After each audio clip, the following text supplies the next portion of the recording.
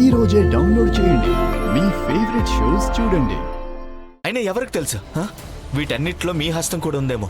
ధ్రువ్, మీ గొంతు మీ కళ్ళు కిందకు దించి మాట్లాడండి మిస్టర్ రాఘవ సూర్యవంశీ.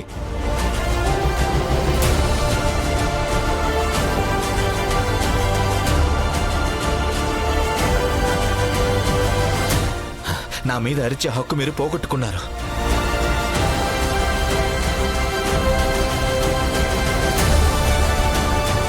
మీకు మీ చెల్లెలి కుట్ర గురించి తెలియకపోయి ఉంటే ఒక్కసారి ఆలోచించండి, మీకెందుకు తెలీదు.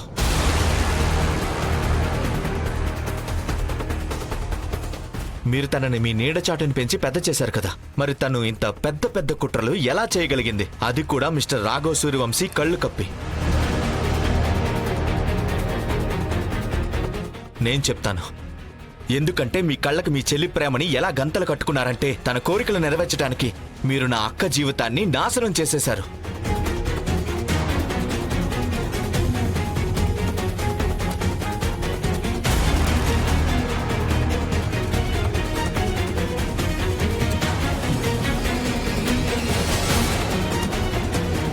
అమ్మ ఉన్నతి, ఉన్నతి, మేమైతే నిన్ను చాలా ప్రేమగా చూసుకున్నాం. మరి నువ్వు ఇంత పెద్ద విషయం మా దగ్గర ఎలా దాచిపెట్టావు చెప్పు.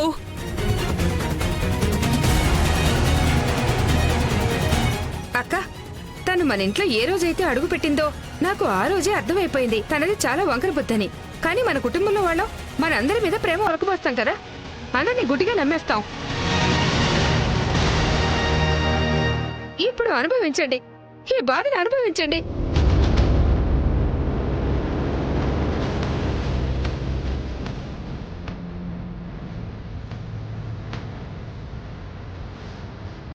ఉన్నతి, నువ్వు ఈ రోజు వరకు ఏం అడిగినా సరే బాబు నీకు తెచ్చిచ్చాడు. నువ్వు బాబుని ధ్రువ్ కావాలని అడగాల్సింది కదా. వీడియో తీయించావు, వైరల్ చేసావు, నీకు పెళ్లి చేసేలా మా అందరినీ ఫోర్స్ చేసావు. మరీ ఇన్ని పిచ్చి వేషాలా? ప్రతీక్ బాబా, you are getting me wrong. నేను మరి అంత తప్పేం చేయలేదు. అదే మీరైనా వీళ్ళకి అర్థమయ్యేలా చెప్పండి ప్లీజ్. మీరైనా చెప్పండి వీళ్ళకి.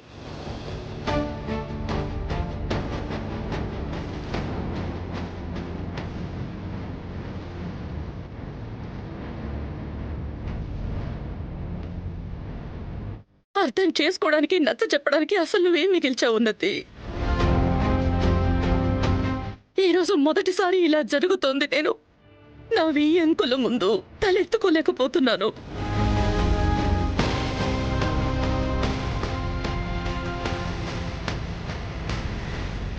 ఈ రేఖ ఇన్ని రోజులుగా నేను తనకి మన సూర్యవంశీ కుటుంబ విధి విధానాలు నేర్పిస్తూ వచ్చాను. ఈరోజు తనకి ఏమైనా చెప్పాలంటే నేను మాటలు వెతుక్కోవాల్సి వస్తుంది.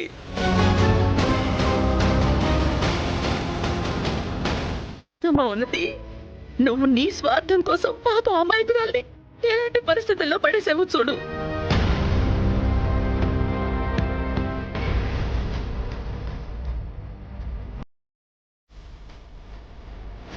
పైగా అన్నిటికంటే ముఖ్యమైన విషయం, నీ రాఘవన్నయ్య నువ్వు తన ప్రాణానివి, నువ్వు తన గర్వానివి కూడా.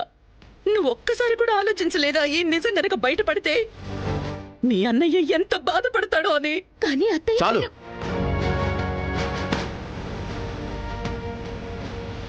మీరందరూ ఒకరితో ఒకరు ఏమైనా మాట్లాడాలనుకుంటే ఆ తర్వాత మాట్లాడుకోండి. ధ్రువ్, ఇంకా పద, మనం ఇంటికి వెళ్ళి మాట్లాడుకుందాం.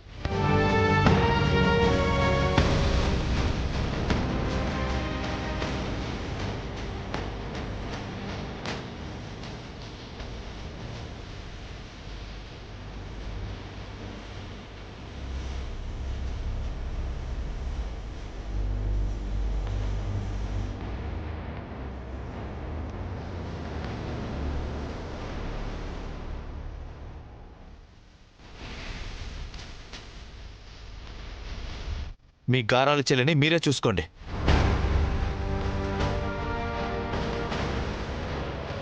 ఇక నా మనసులో నా ఇంట్లో తనకంటూ ఎలాంటి స్థానం లేదు.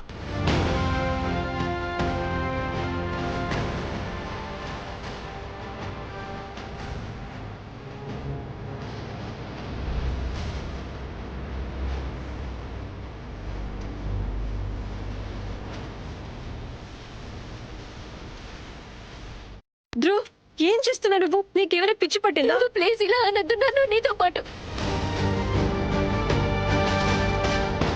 మర్యాదగా ఉండదు.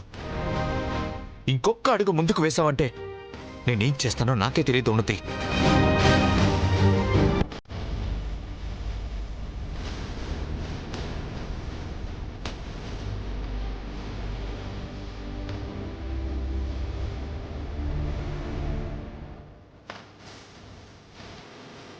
అండ్ మీరందరూ కూడా వినండి, అక్క ఇంకా ఇక్కడ ఉండదు.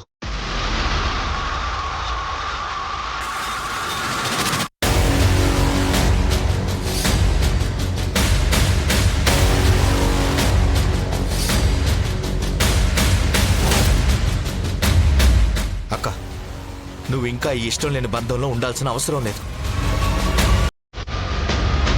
నువ్విక నీ ఇంటికి వెళ్తావు.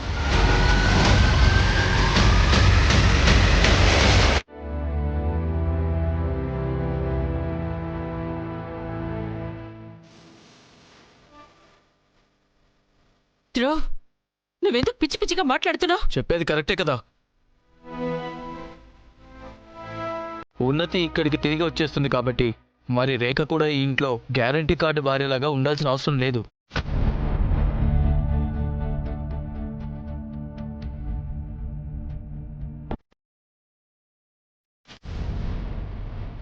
వీరేంద్ర, ఇది నాకు ఇదే అనిపిస్తోంది. వీరేంద్ర చెప్పింది కరెక్టే.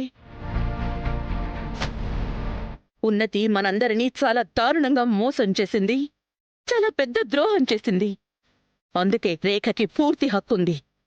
ఇక తను రాఘవతో జరిగిన ఈ కుండ మార్పిడి పెళ్లిని అన్ని విధాలుగా తెగతెంపులు చేసుకోవచ్చు.